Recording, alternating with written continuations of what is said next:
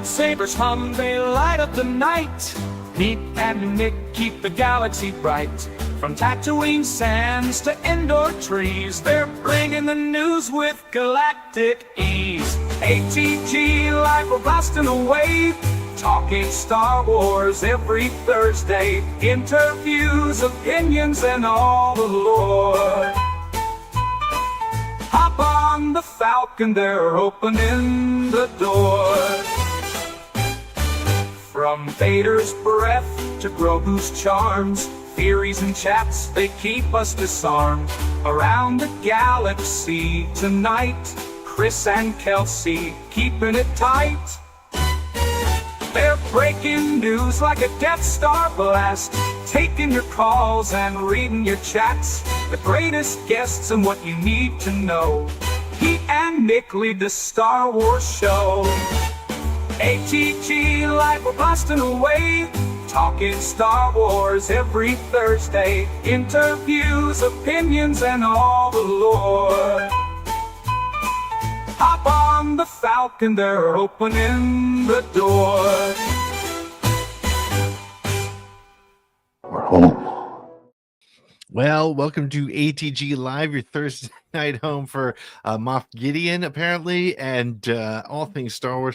What is going? You know what? This is the first helmet I've seen from the Black Series where you can see right through the visor. I don't care for that. So I'm gonna be honest. in the words of Rick Moranis and Dark Helmet, I can't see a thing in this thing.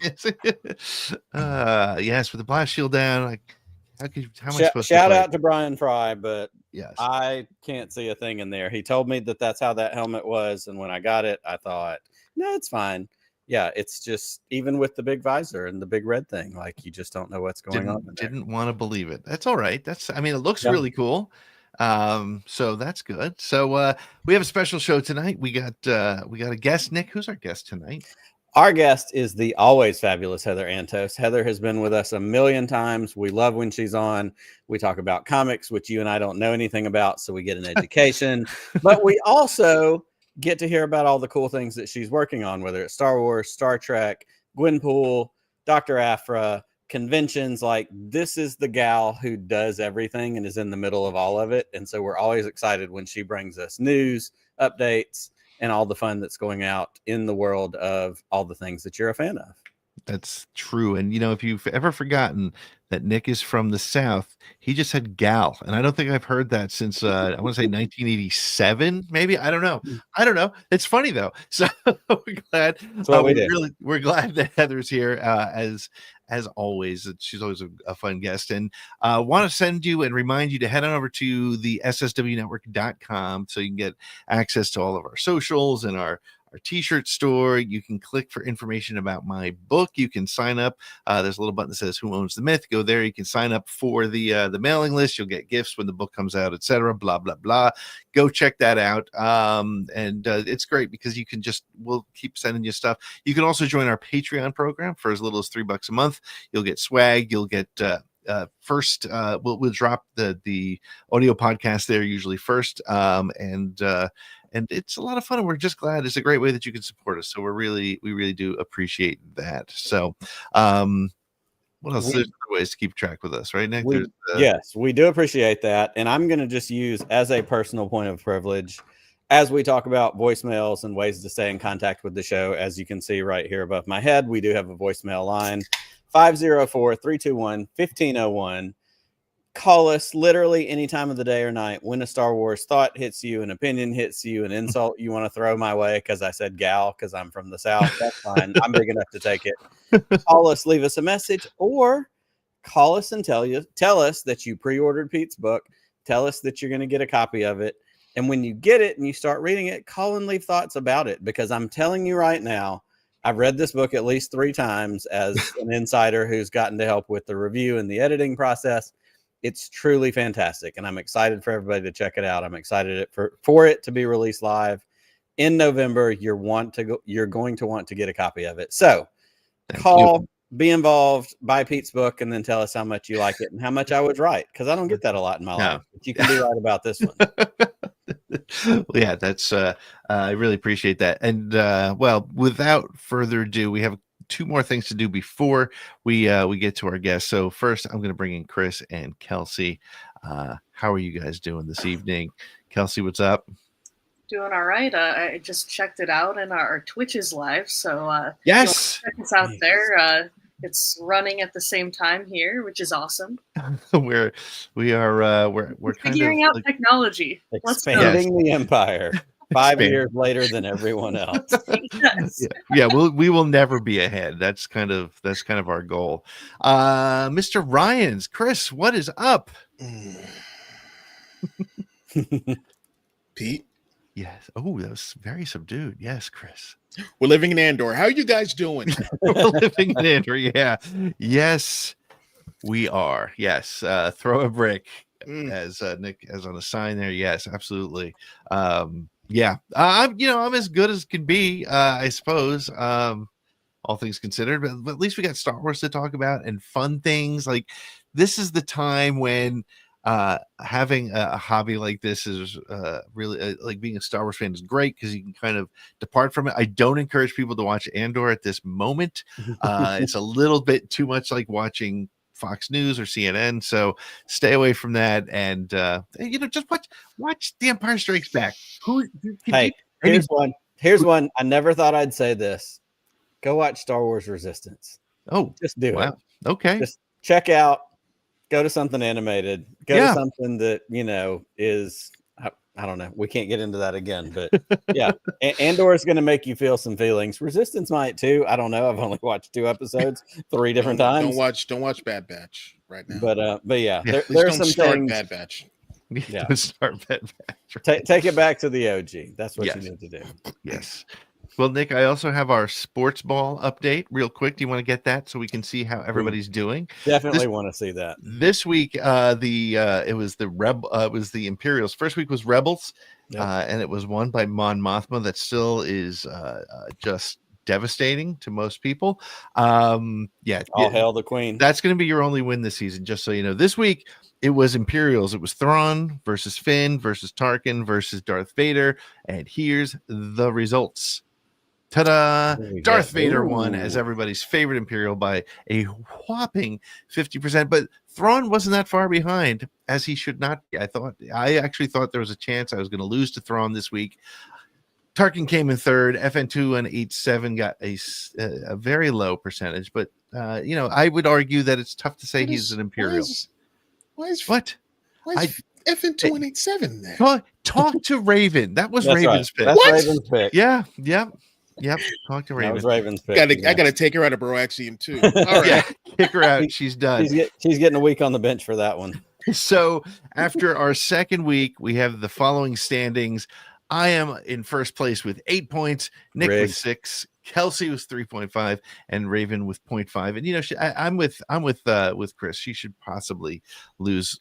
Take a half point off for that. Yeah, she's gonna hit the bench for that one. Yes. And next week, look at Twitter. I know a lot of people don't like to go to Twitter, but that's the best place to vote. Next week, it's Pilot. It's Hera Syndulla versus Anakin Skywalker versus Poe Dameron versus Chewbacca.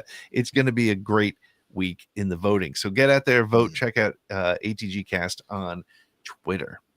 All right, Nick, we need a toast. Yeah, we do need a toast. And while we're setting up the toast, I am reminded that I don't have the video. But that's okay because the video is hanging out right here. I'm going to load it. Okay. And it will be ready at your discretion. I praised our technology. Hey. just don't. Not tonight. We are continuing the month of Septeva. As you can see, this is not Carson Teva because my Carson Teva figure. So here's the thing. I pre-ordered it, and I know pre-orders take time. That's normal. I'm not having any problems with that. I also haven't found it anywhere locally, and the figure released like halfway through the month. So we're playing catch up. So the best thing I could do, not having a Carson Teva handy, other than the one that's just over my shoulder watching me, safely from a distance, is to take another handsome bearded actor who is in Star Wars, my man Cobb Vanth, standing in for Carson Teva. He's going to go into this beer. And we're going to raise our toast tonight to Septeva, to something very important, very crucial on the front lines right now. we're raising this to the freedom of speech. We live in a place right now where there's a bunch of shit going on. We're dealing with stuff. We're seeing the Jimmy Kimmel stuff. We've seen the Stephen Colbert stuff. I don't know what happened when we ended up in a country where you can't make jokes as a late night talk show, because guess what? That's what it's built around. And when Saturday Night Live starts getting pulled because there's other stuff, that's when we realize we have a problem, and we realize we've been in a problem for a minute.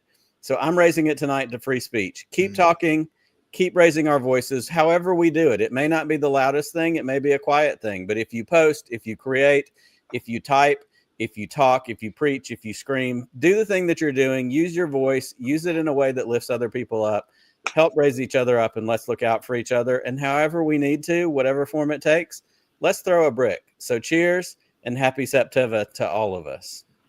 Remember.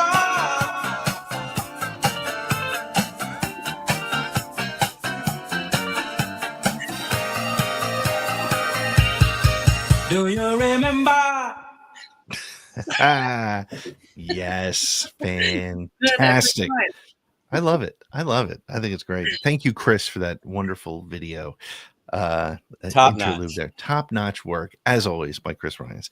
Well, we're going to take a break so that we can come on back and talk to Heather Antos, everybody's favorite comic book expert, and more. She's a podcast host now, too, on top of everything. Holy cow. Well, we're going to take a quick break. We'll be right back with more ATG Live.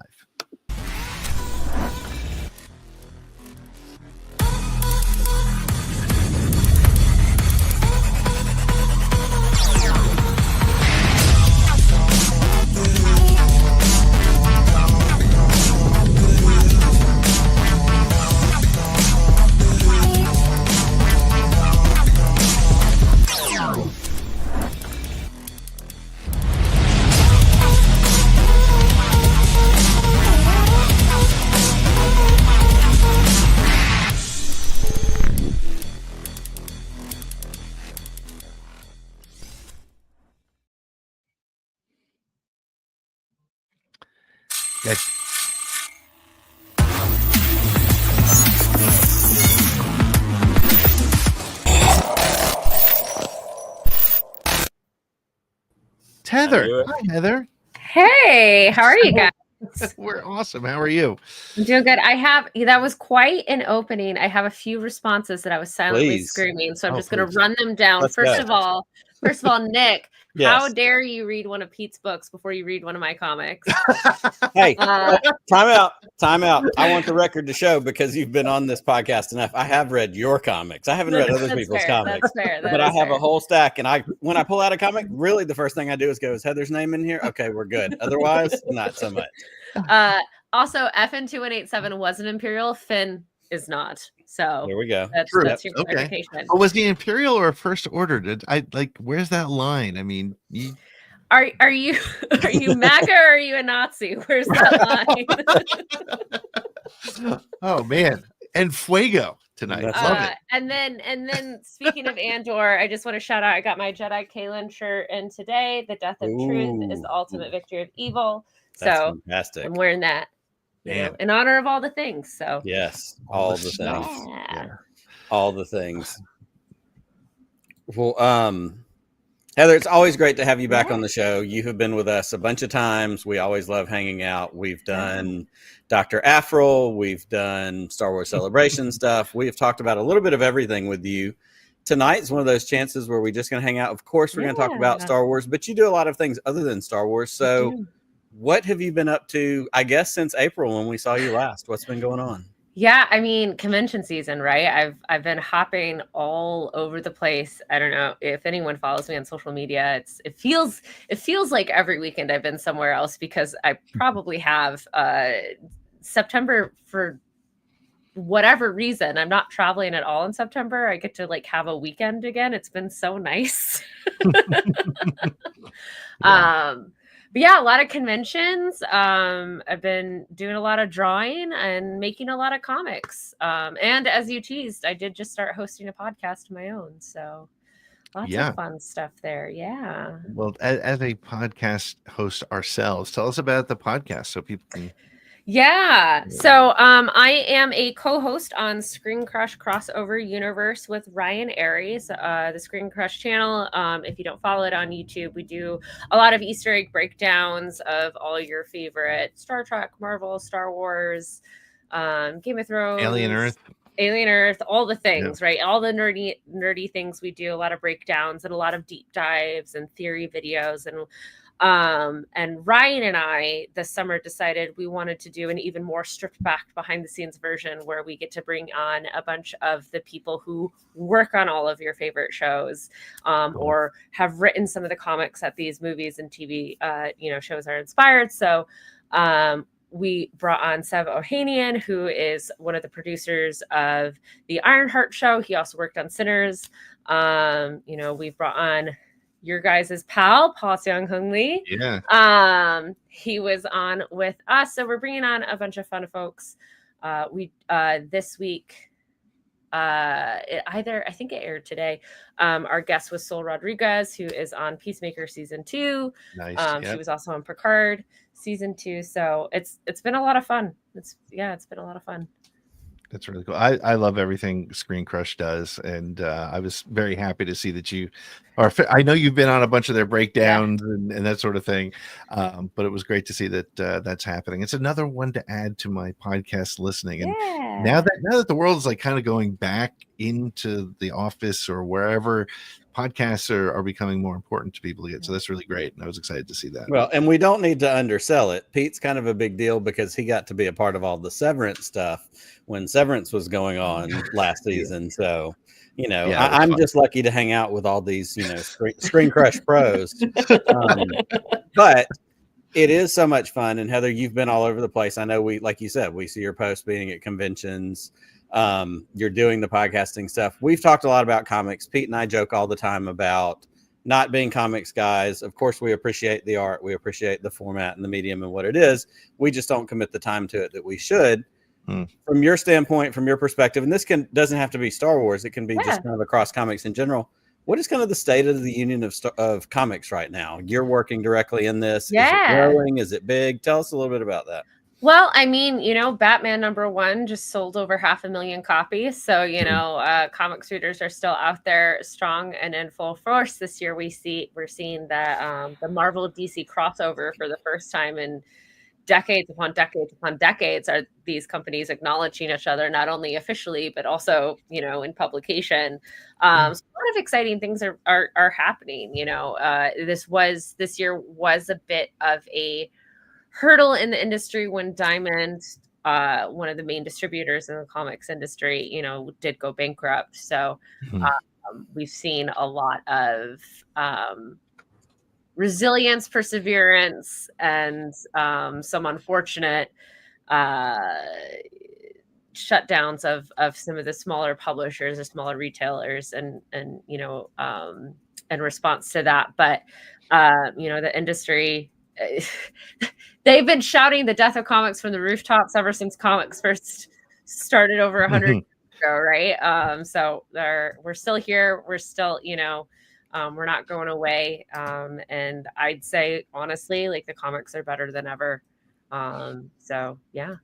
Have you found that, I mean, this year, I think it's been a couple years, honestly, since there's been well-reviewed comic book movies, right? And I'm not saying Thunderbolts was bad. I'm not saying Miss Marvel, any of that stuff. Sure. But they're well-reviewed, right? This year you had Superman, you had Fantastic Four, both were incredibly well-received. Does that impact the comic industry much, or are the comics sort of on their own sort of trajectory, regardless of the movies? If the publishers strategize well, you do see it reflected, right? Okay.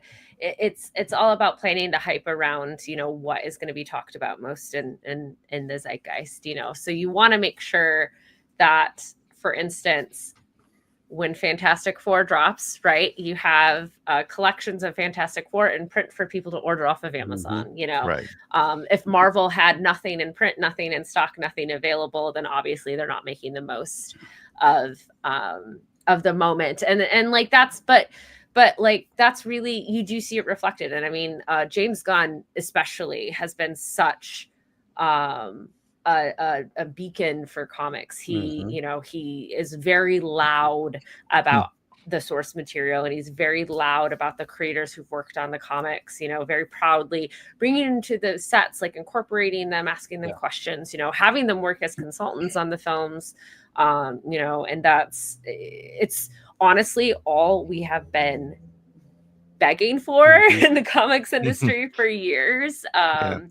You know, so that's been really, really cool to see, just to have that support from someone with a platform like his. That's great. Yeah, I think that's a great point. And I love that you kind of brought it to that point, talking about James Gunn. We've talked about it in Star Wars with creators like Leslie Headland, when we've talked about having these directors who are making movies, because obviously movies and comics and novels are all very different genres and different mediums. But these are people who are fans. These are people who know the material. James Gunn, like you said, that video that went on social media before Superman came out with the different Superman artists that were on set and walking around and, you know, seeing, I can't think of the actor's name that was Superman, seeing him get David Cornsweet. David Cornsweet, you know, to meet them and to geek out. You know, there's an honor to what came before, which I think is really special, but I think it also speaks to the creativity. Like I said, Leslie Headland knows as much about Star Wars as any of us do. Ryan Johnson's a huge Star Wars nerd. Like, these people that get to create these movies and TV shows and the kind of screened media things, but also being fans and being conversant, I think is way different and deeper. Like you said, it's what you've been screaming for all these years. Is it good to continue to see that? I mean, obviously James Gunn's done it for a long time, whether it was Guardians or DC and any of that kind of stuff. But to see more of that, I mean, that's what you want, right? That's what we all want, is the connection to it. 100%. And, you know, now more and more of the actors are talking about, like, picking up the books and reading them and studying them, you know, even if the storylines aren't exactly one-to-one, you know, that we see in the shows or movies. But like, it is a thing, like, going back even to Book of Boba Fett, the Kersantin actor, what was his name? I can't think of it either. Carrie Jones. Yeah. Like, he, you know, for a character that is really just more of a visual icon than anything, right? He doesn't have he's not speaking many lines.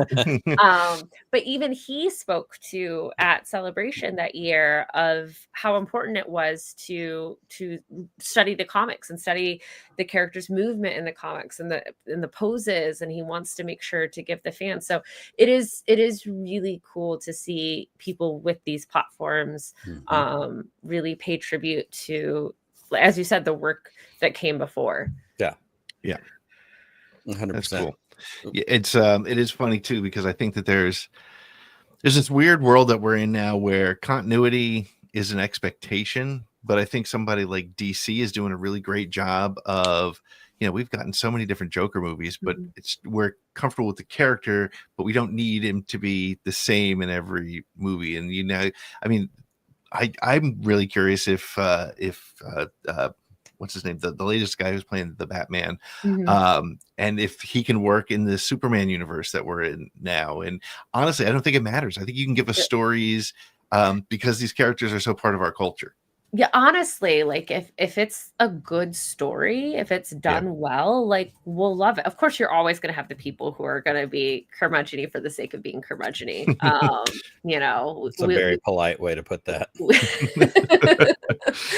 But I think Batman is a great example, because even in the comics, they have, like, the absolute line, which is this kind of like alt universe worlds, you know, and then there's the mainline comic DC universe stuff, and then there's the black label DC universe stuff. So there's a little bit, if you want any version of any particular character, you have all of that. And you know, if you prefer a version of a character that came before, great, those books and stories still exist too.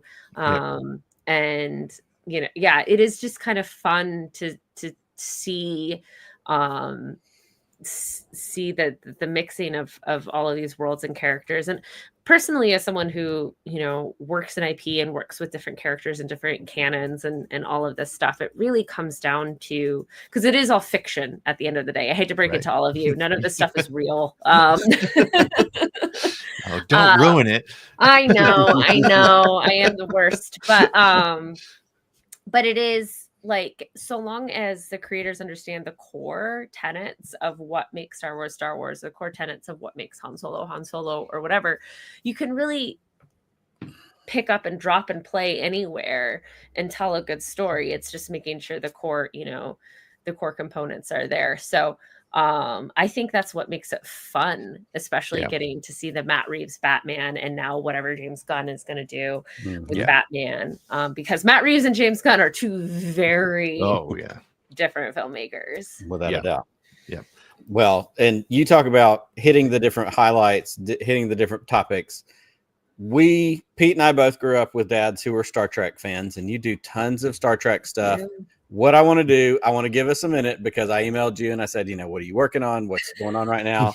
I know you've got red shirts. I know you've got The Last Starship. I want you to talk about those two things. But also, you've also got this IDW Dark Line that I want to give you a minute to talk about. And there are a couple titles in there that, of course, caught my attention. Event Horizon, which, if anybody's familiar with the movie Event Horizon, I'm assuming this is connected to that. 1997, that was a long time ago. Some of us were in college at that point. Return to Sleepy Hollow and The Twilight Zone. And I grew up watching Twilight Zone also. Right. And so to hear these kind of nostalgia titles, older things that we're all familiar with, circling back and having some relevance now in comics. Talk to us about all these things that you've got going on. Yeah, so I am the group editor of IDW Dark. IDW Dark is our all horror line at IDW. It came about as part of our 25th anniversary last year. IDW's roots started in horror with some original IP you may have heard of, 30 Days of Night, Lock and Key, as a couple. And we have partnered with Paramount Studios to take on a bunch of their horror properties that we've never seen in comics before to do them in comics. So on top of, the Event Horizon, the Return to Sleepy Hollow, and the Twilight Zone that we talked about, we also announced that we are doing comics. We haven't announced what they are specifically yet, but we're also doing comics with A Quiet Place and Smile, which I'm really excited about. Yes. And this is alongside our current wave of original titles as well, such as like Beneath the Trees Where Nobody Sees, which is Dexter meets like a Robert Scary cute cartoon bear. If Dexter was a cute teddy bear, basically, that's kind of what that book is. And then The Exorcism at 1600 Penn, which if you live in 2025, I don't think I need to talk a little bit more. That's pretty much we could use a couple of exorcisms there, actually. I feel like we could, at least one. But yes, you're right. The Event Horizon comic book by Christian Ward and Tristan Jones, which just debuted last month, went back to a second print. We sold out of our first run. It is a prequel to the film. This is the first ever official continuation of that story in any way, shape, or form, since it first came out almost 20 years ago now. Yeah, crazy. That film can vote. 30 years ago, actually. Or 30 years ago. You're right. Yeah. Yeah. And we have a question. Chris is hanging out in the background. He wants to know, are the deleted scenes from that film a part of this comic book and this story and kind of the continuation of how this goes? The scenes themselves aren't in it, but they are influenced in. Yes. So, and we are working directly with the filmmakers, with the original filmmakers on this as well. Outstanding. So I'm going to check that out because that movie was something that, I was old enough to not really be scared by horror movies when that movie came out, but that movie still freaked me out. Like there's some shit in that movie that I was just not comfortable with. Yeah. And I probably haven't seen it since it came out almost 30 years ago. So it may require a revisit as well. All I will say is, I think the artist is currently drawing issue 4 right now, and the scenes have gotten so horrific that our partners over at Paramount are refusing to look at the art because it is too scary for them. So that's cool. Yeah. Because that's the thing with comics, right? It's not a quick flash on a screen. It is a still image that you are looking. Yeah, exactly. You are sucked into that photo, or picture rather. Yeah, that's awesome. That's really cool. I have never read a horror comic, but it makes sense. I think I'm going to start picking those up because it's funny. I'm starting to get back into horror because of all things. My son, who's like 13, is getting into horror. And, I love and it. now I think about it, like when I was 13, that's when I was watching the monster movies and all that stuff. So I mean, he's actually watching Alien Earth with me, which is nice. Like part of me is like, is this okay? And I'm like, yeah, whatever. He plays video games. He's seen it worse. So, but it's I mean, I want to try to experience a horror story in a comic. That must be really cool. I mean, if you need recommendations, I've got plenty. I mean, Exorcism at 1600 Pen. I mean, like that's, I think I gotta check. I'll check that one out. That whole collection is out, so it just came out this year, so you can read the whole thing. So yeah. Where's the best place to get them other than your local comic store? Because we want to I mean, you can order any of them off the IDW website. We have them all for available at idwpublishing.com, but any bookstore, barnesandnoble.com, amazon.com, you can find them. Cool. Yeah, anywhere. But of course, support your local comic shops. Yeah, for sure. Well, this is great. I'm so glad that you're doing more cool stuff and just like every time we talk to you, it's like, oh, she's going in a different direction, and which is really tired. Great. Yes. Well, we are going to take a break, and when we come back, we hope you're going to hang out and do our Star Wars news game, and we'll hit you with some stories, and we'll get your comments and your thoughts, and we'll have some fun. We'll bring back in Kelsey and Chris, but we're going to take a quick break, and so we'll be back with more ATG Live and Heather Antos.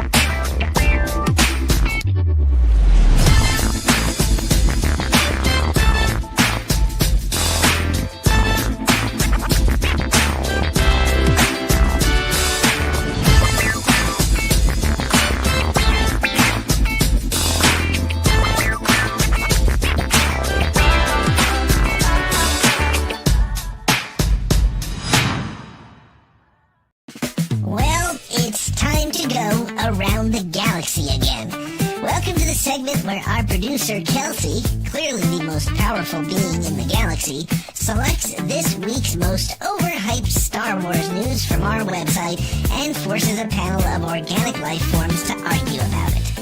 Loudly. For points. That she gives out. However she wants. This makes no sense to me at all. This week's special guest will also join the chaos, pretending that their opinions matter, while Kelsey quietly calculates who lives, who dies, and who gets muted. And at the end, the so-called winner gets 60 seconds of uninterrupted airtime, because that's what this show needs. More talking. So, hold on to your motivator and brace for impact. This is Around the Galaxy. Do I have to say it? Do I really? Roger.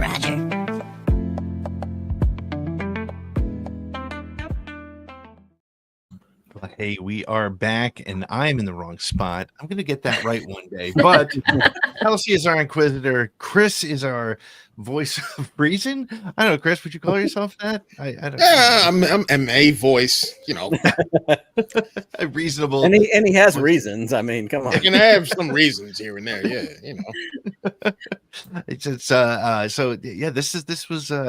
This is an interesting conversation because of the fact that Chris is our comic book guy. Was that? You swapped us back. Come on. Yeah, I don't know what's happening, but yeah. So Chris is our comic book guy. So I'm glad that he's here joining us for this. But I don't think we're talking about comic books today in this segment, are we, Kelsey? I don't remember if there's any news about comics this week. We're going to go ahead and let Heather start with this one. So voice actor Jim Cummings recently hinted that his character Hondo Ohnaka isn't done yet. Where do you think we'll get his next appearance? Oh, Real Housewives. That's perfect. Real Housewives of Corellia, yeah, I think so. I love it. It's like short, sweet, perfect answer. Chris, what do you think? Roger. I am hoping that we see Hondo in the Ahsoka series. Would be great to have him in there. Yeah, maybe that or the Mando movie. One of those two. That'd be awesome. Gimme. We're coming with impressions too tonight. Like, this is incredible. Man, are you going to follow that up, Nick?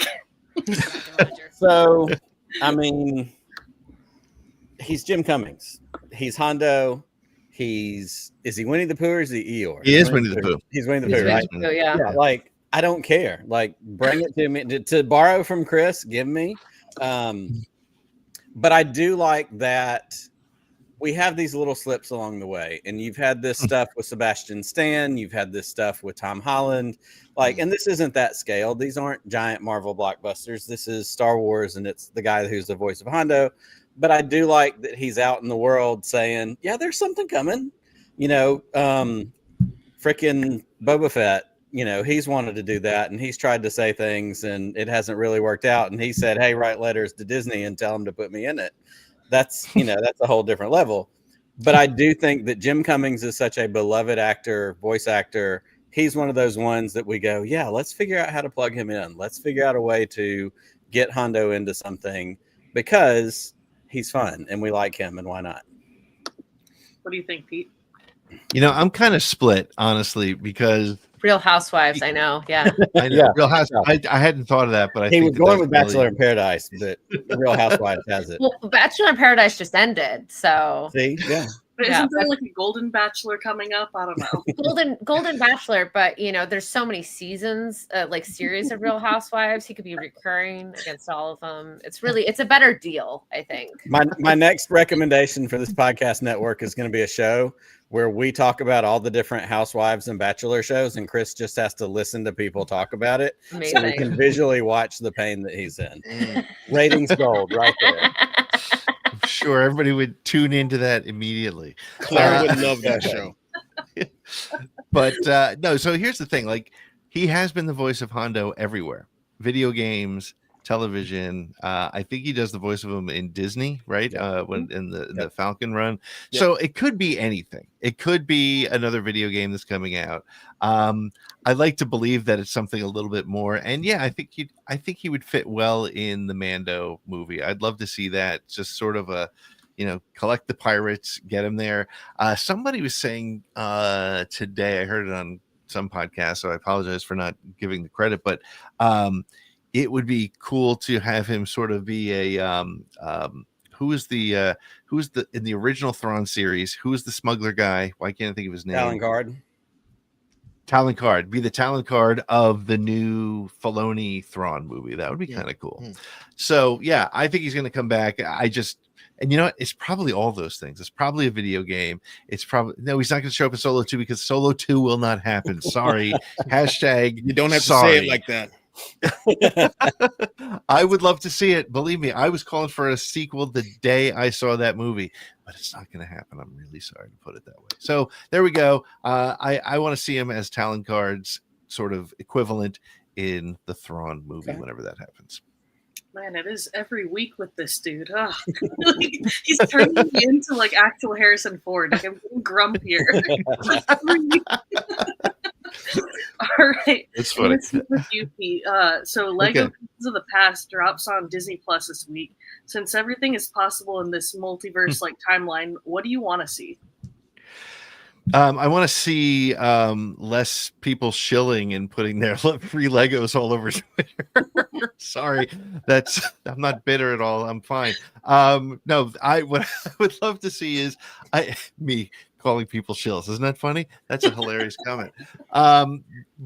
But I'm excited to see how they're going to work the Brickheads version of Ahsoka into the show, because it's, you know, they're these weird, deformed, just giant Lego brickheads, but there is a brickhead of Ahsoka in the show, so I want to see how that works out. I think it'll be fun. What do you think, Heather? Oh, they're gonna do Solo too. Yes. Lego Solo too. Obvious. Heather belongs This is here. like my She first gets it. ever negative points for a guess. Like, no. Oh my goodness, Chris, what do you think? I think sticking to it. I love it. think Kelsey, you need to calm down when it comes to Solo too. All right, cool your jets, ma'am. I'll just be riled up, all right? The world is tough enough. I don't need to worry about Solo 2. That's why we need Solo 2. It's because the world is fucking the shit.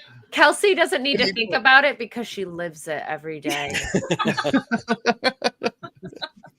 Fair. Anything else you want to see? What am I expect? I'm not just there's really nothing I'm looking to hope to happen in this thing. I just want to see what they got, and I'm really excited to see this. This, I guess he's a Sith. This Duros, who's like a Sith or someone, a Darksider. I'm all about it. Let's go. Yeah, no, I love what they do with those Lego shows. And Anything Obi-Wan is awesome. Very cool. Nick, you want to weigh in? I would love to weigh in, and I don't have necessarily any specific expectations. I will say there are two things that, as I read the news story, as I kind of got prepared for this week and knowing that this is coming out, two things really excited me. I love the idea that the creative folks, even the actors, the voice actors, are been involved in this. And we see the thing where Gaten Matarazzo said, "Hey, what about an orange lightsaber? Orange lightsaber is my favorite. Orange is my favorite color. I'm all about a Jedi Temple Guard with a yellow." Like the fact that an actor, a creator, somebody who's connected to the process, but isn't the guy making it, writing it, all of that is like, hey, could we do this? It gives a little bit of Sam Jackson flavor with the purple and that kind of thing. Like I'm here for that kind of stuff. And I also love, and I even wrote it down because I wanted to make sure I got it right. In that news story, one of the quotes that came out from one of the stories said, if a story beat excites the creators, it will likely delight the fans too. And that's what we need in Star Wars. And Heather, we talked about that earlier, talking about comic books and directors and, people like James Gunn who know what's going on. If these people that are making this are like, holy crap, this is fun, that's going to come through on the screen, whether it's Lego animation, whether it's live action, Star Wars is fun. It's adventure. That's what we came here for. That's what gripped all of us when we were kids. So give me more of that. So as long as that's in there and Lego always delivers that kind of stuff, there's nothing for me to expect. It's for me to sit back and go, holy crap, I can't wait to enjoy this. Yep. Good points. I'm going to stick with you on this next one. Since we've talked about it, I don't know. I feel like every week we've been on, but that's okay. So Andor brought home 5 Emmy wins. And after some time to think about the series as a whole and the audience reaction, what are your biggest takeaways? Every one of those awards are deserved. I think the show deserved, some of the other bigger awards. I wish that they had gotten those. I also love that we're at a point in Star Wars and with these Star Wars creators, and you've got people like Gilroy, and you've got people, that are writing this and directing this and putting this kind of effort into it. When you go back to 1977, the 1978 Oscars, Star Wars won for Best Original Score, Best Sound, Best Costume, Best Art Direction, Visual Effects, Film Editing, as well as a Special Achievement Award for Sound Design. It lost out on all the major categories, which were Best Picture, Best Director, Best Original Screenplay. All three of those, bonus points for anybody. Who did they lose out to? Pete, you're old enough to know this. Was it The Godfather? It was not The Godfather. It was Annie Hall. Woody Allen. That tells me. Yeah, Woody Allen of all things. But I love that we're at a point in Star Wars where there's critical awards going on. We know the special, Emmys were the week before with the stuff like, the more technical things, the technical Emmys. It's deserved. And when you watch this show and when you see what it does, I've said this a bunch of times. I got my wife to watch both seasons of Andor, and she does not care about Star Wars at all. And she tolerates this hobby I have. And she watched it going, I really like this. And it doesn't matter that it's Star Wars. It's that good of a show. So everything is deserved. And I'm excited. And I hope that we get to continue to see more versions of that going forward. Very fair points. Chris, what do you think? I'm very happy and proud that Andor won a lot of awards, especially in writing, which I don't know if that's ever happened before for a Star Wars project. So nope. Yeah, I'm very happy about that. And just like I said last week, I just my fear is that I hope that they don't go and make everything, going forward in Star Wars like Andor, because that would be incredibly depressing. So yeah. Heather, what do you think? Yeah, I hope Disney and Lucasfilm learned the right lessons from Andor, that when you give competent and quality creators like the path to create their vision, greatness can happen. And also Tony Gilroy would make a great Solo too. There we go. Oh my goodness. Aren't you glad I came back, guys? Yes, we are. All right. That's great. Deep thoughts. Yeah, nothing nobody else hasn't said already. I just think it's kind of, it is, Chris, I hadn't thought about it until you said it, but yeah, I mean, Star Wars hasn't ever won a major award for its writing. And in hindsight, in looking at Andor and thinking about Andor season 1 and season 2 and season 1 possibly a little bit more, it wasn't the classic action in Star Wars. When you have to kind of look for the action in Andor. I mean, it's there's these pieces, but it's not action piece to action piece. Right. And that means that the writing has to be either really good or it's going to be acolyte. No offense, but I guess offense, whatever. It's not going to be as good. And the writing in Andor is the dialogue and the story development and the little pieces all over the place that connected. That's why it worked, and it absolutely is well deserving of a writing award and the special effects awards, without a doubt. And I'm curious to see what's going to win for this year, because there's been a lot of really good things in the sci-fi world this year on television. Solo too. Solo too. I will say, I didn't watch the actual ceremony, but I did run out of the comedy show that I was in to ask someone if Harrison Ford won, because I was that invested, and he did not. That's fair. That's worthy. Yeah. All right, Pete. So I already saw Matt mentioned it in the chat, but we got our first look at Starfighter, which sets Ryan Gosling's character on a rugged vessel out at sea. What were your initial thoughts on the production image? There were a couple really, I think the funniest thing somebody posted on Twitter, and again, I should just screenshot them and have them ready. The funniest thing somebody said was, what if it's actually a call for help? Because the caption with the picture was somewhere in the Mediterranean Sea. And what if they just they were lost and they were help? I don't know. Here's what's going to happen. Every Star Wars fan right now thinks it's Castellan from Resistance. Because it kind of makes sense, because you got, fighters and but it's not going to be, right? We thought Jakku was going to be Tatooine, and it wasn't. We thought the planet at the beginning of The Rise of Skywalker was going to be Endor. All these things that we thought were going to be there. They're not. It's going to be something new and exciting. And we haven't had a water planet in live action Star Wars since the clones. So yes, I can't remember the name of the planet. Camino. So I'm good. Camino, thank you. I'm going to lose my fan card.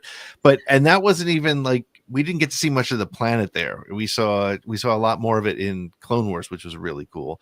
So yeah, I was, at the end of the day, the thing that excited me most was just seeing that it was actually shooting, that we're actually in this spot where not only have we heard the production has started, we've now seen it, which means this movie's going to happen. And unless it goes down the Catwoman world, or was it whatever it was, the movie that was supposed to come out and didn't. Yeah. What was it? Was it Batgirl? Batgirl. Yeah, Batgirl. Right. Yeah, we've already gotten a couple Catwoman movies. So no, I'm excited, and I just I got when I saw the picture, I got that old thrill of there's Star Wars again. So I'm ready for it. What do you think, Heather? I'm scared to throw to you. I just that photo is enough for me. I don't know what else you could ask for. I was really, really hesitant when they first announced this film, just in general, because Star Wars has never solely relied on A-list actors to carry their films. It's kind of been tradition to bring in new faces, and Ryan Gosling has never let me down in anything. That's true. Yep. So I'm trying really hard to stay as little in the know about this film as possible, so I can go in as blind as I possibly can. I'm just really pumped and excited. But I like this little contraption he has. I'm very. Is it a sea Vespa? I don't know what it is, but it is Knuff. It is Knuff. It is Knuff. It's good. Chris, I'm wondering what you're thinking, since I did love your comment on it in the group chat. What did I say in the group chat? Oh yeah. Waterworld too. Oh yeah, it's not. When I first saw it, I was like, all right, cool. Like really, that's just all I had. And then I was like, now we're about to get in the Star Wars season of every picture that comes out. Everyone's going to have 53 different theories about what's going on in the background. What's this? What's that? Is it Castellan? That's the world from Resistance, and or is it this? Is it that? What's that lining on his pants? That looks like Han Solo. Like, stop. Just enjoy. Just be happy when get a nice little picture, to see stuff. But yeah, you're gonna maybe it's a surprise solo too with Ryan Gosling playing solo. Recap Han Solo. That's fine. I wasn't going to say it, but that's my real thoughts. So like the only time I saw Harrison Ford at a Comic-Con, he said, "I am never coming here again." That's me right now. Well, yeah, because he's busy filming Solo too. Yeah, with friends like these. Right. Nick, do you have any thoughts? So there's really only one possibility when it comes to this water planet.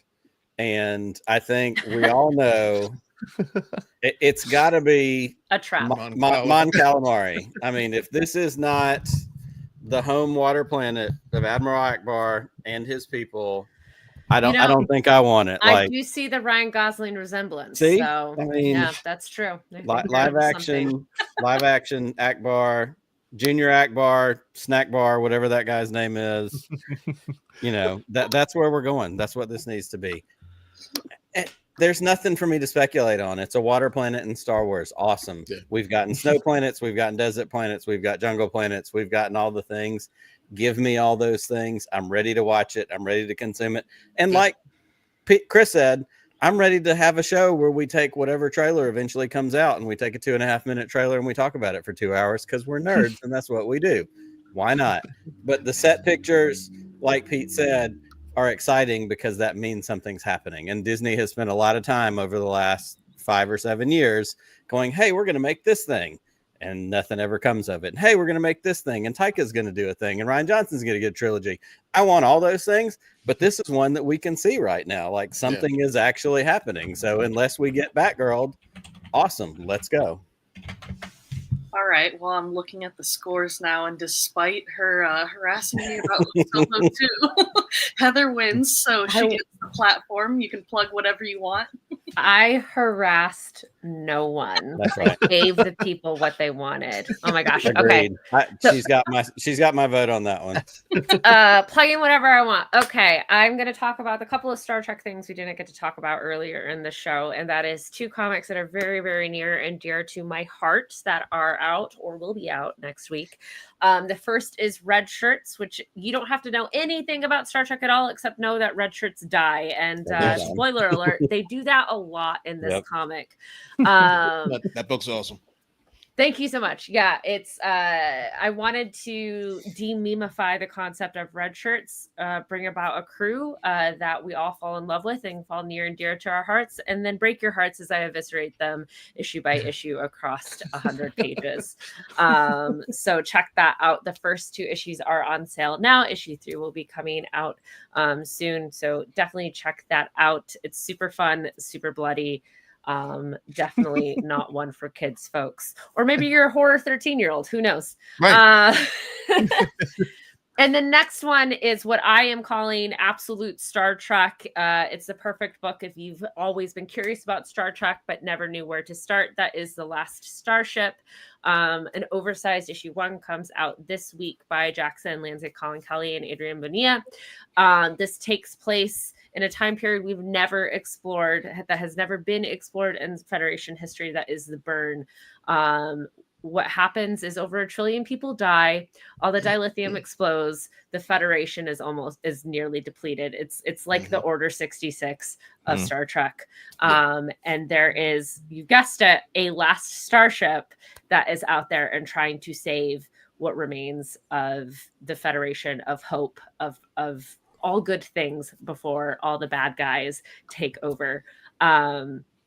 So there's some surprise reveals in there, but it is truly one of the coolest looking books I've ever worked on.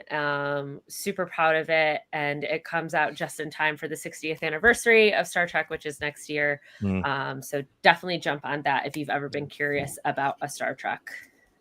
Let me ask a question about this book. Yes. Is it canon? Is it like, I know Star Trek is kind of up and down with know. I mean, what's in, what's not. Like anything, right? Like Star Wars comics, they're canon until someone does a TV show that that negates how where Kanan Jarrus came from. And so I can consider like met. Defiant and and all that canon, like Cisco coming back and everything. Like, okay, works for me. Those shows are made those books. I read all the TV episodes before they come out, so I can make sure everything, all our I's are dotted and T's are crossed.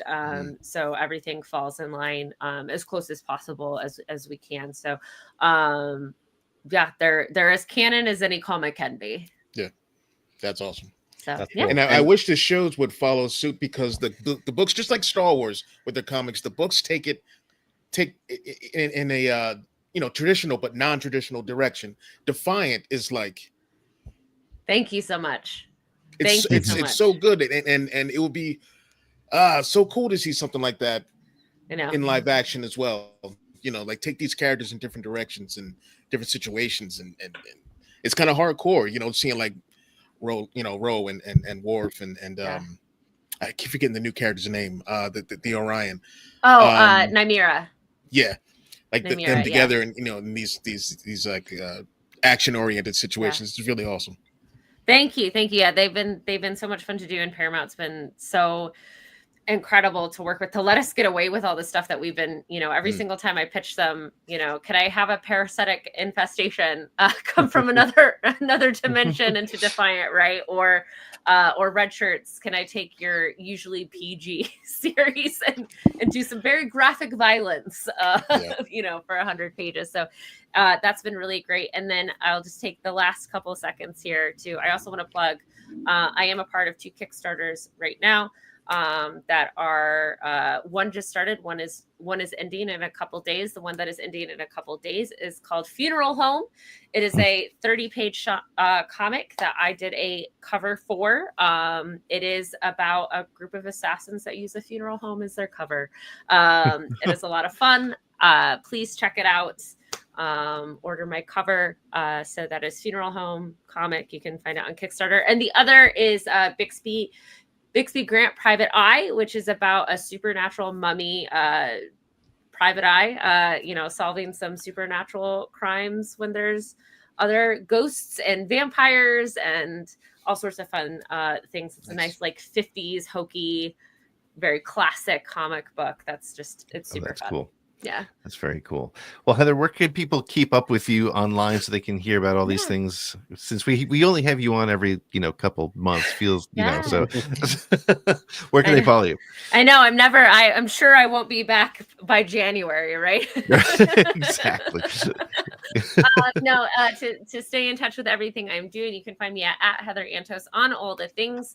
I primarily live on Blue Sky and Instagram these days, but also for more updates, I am on the Screen Crush Crossover Universe podcast every week. So check that out. Awesome. Well, thanks for hanging out with us, Heather. Yeah. Nick, next week we have ESPN hockey analyst Greg Wyshynski joining us. We do, and we're very excited about that. He's somebody I've wanted to have on the show for several years now. We know he's friends with our friends over at Star Wars Minute, Pete and Alex. And he's a sports guy, and y'all are hockey people. I grew up with hockey a little bit, but he's a sports guy, and we do a lot of sports on this show. In fact, I kind of wanted to bring up the fact that I'm pretty sure Heather's a New York Mets fan, but we decided to, oh, are you not? Okay, did I get that wrong? I'm a Chicago Cubs fan. Ooh, okay, that's fine. Ooh, We can live with okay. that. We can live with that. I grew up originally a Cardinals fan. When living in Illinois, you were either Cubs or Cardinals, and my family were Cardinals fans. Then we moved to the South, and I became a Braves fan. So if you're in the National League, we're still okay. We're friends. It's fine. That's fair. I'll take it. I'll take it. Except for the Phillies. So Pete's hat's stupid. Yes.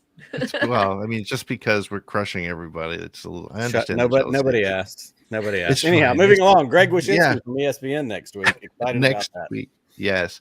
Well, we are going to wrap things up. Again, Heather, thank you so much for joining us. Make sure to join us next week. Follow us on all your social medias at the SSW Network. Head to our website, check out all the goodies there, and we will be back next week. Looking forward to it. Nick, may the force be with you. Always. Just one more round, friend, then homeward bound, friend. Don't forget me in your dreams. Just one more song, friend, and then so long, friend. The nights get shorter, it seems. Just one more rhyme, friend. Yes, it's a crime, friend. But you know time, friend. Time can fly. So it's good night, friend. Good night, but not goodbye.